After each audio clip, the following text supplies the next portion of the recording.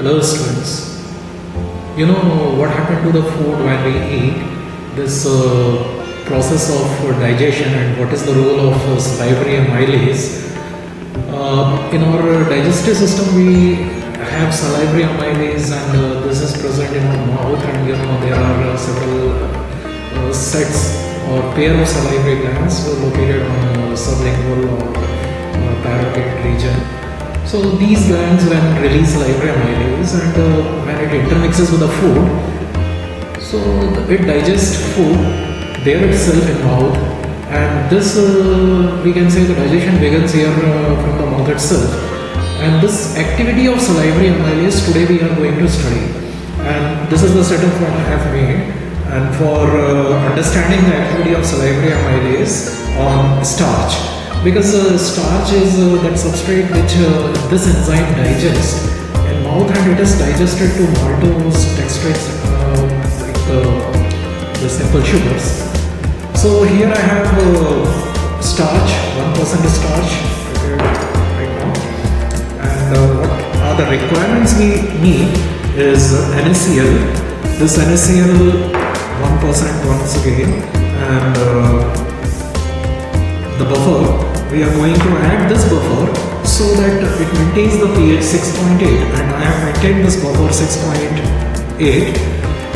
This is iodine solution, a weak iodine, and the amylase which I have extracted just before starting this experiment. I'll explain this very simple method of extracting out the amylase.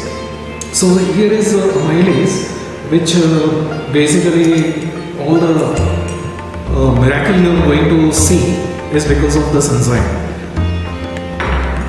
So let's begin with. So let us start our experiment. Now I am going to demonstrate you that activity of salivary amylase on a starch under different temperature conditions. So for that purpose I am maintaining the water bath depth. That temperature difference we are making plus minus 5 degrees Celsius, 37 plus minus to 37 degrees Celsius, and same as 80 degrees Celsius. So let us begin with this experiment.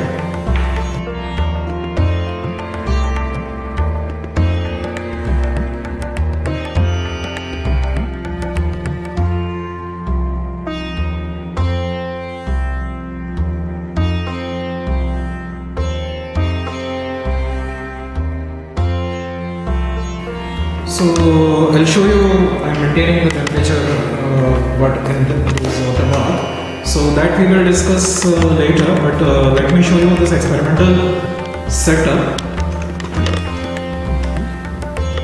So here I have made the 3 sets of test tubes for maintaining the different temperature, and these are the experimental tubes in which I have here in this I have iodine, so 1 ml of iodine in each. So it is containing iodine, and let me tell you the principle. When iodine reacts with the starch, and this gives a blue-black precipitation or coloration. So this is for that, and when this blue-black decolorizes, that shows that enzyme reacts on and that digests starch.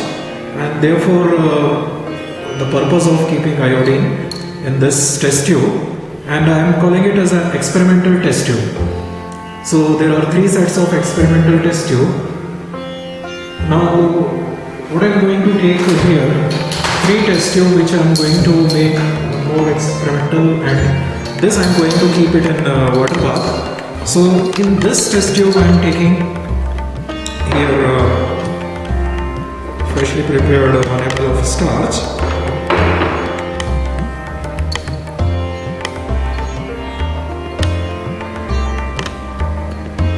Okay, let us take 5 ml of starch,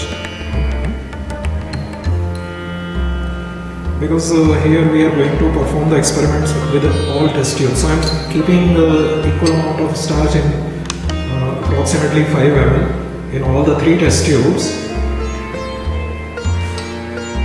for maintaining the temperature in each.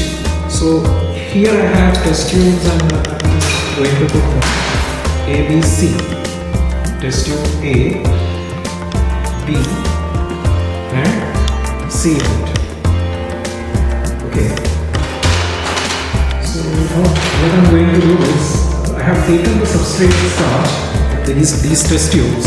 Now I'm going to take this 1% NaCl and just 1% NaCl, 1 ml of NaCl I'm going to add in each test tube.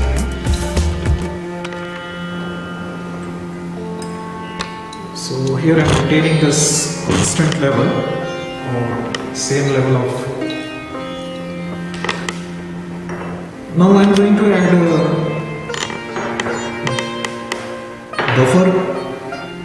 buffer into it, and you can observe here this buffer I have maintained at 6.8 pH.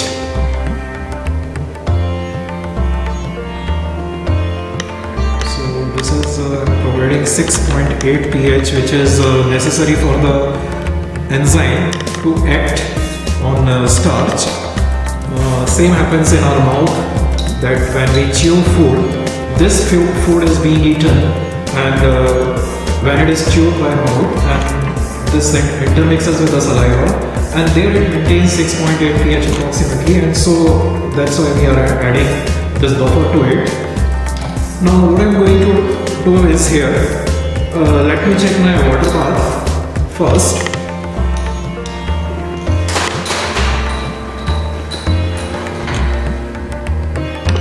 So let me check my water bath first that I am going to maintain for different temperatures.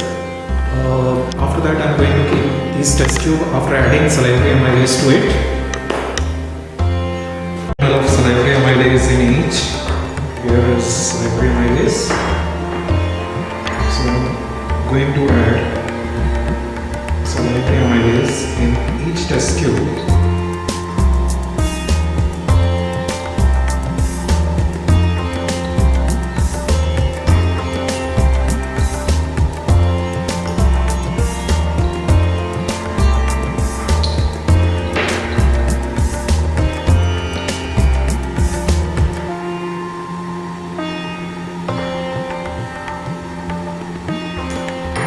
And now I am going to place it in a water bath with temperature 80 degree. Test tube B, water bath maintaining at 40 degrees Celsius, and C test tube in water bath maintaining here 0 degree Celsius.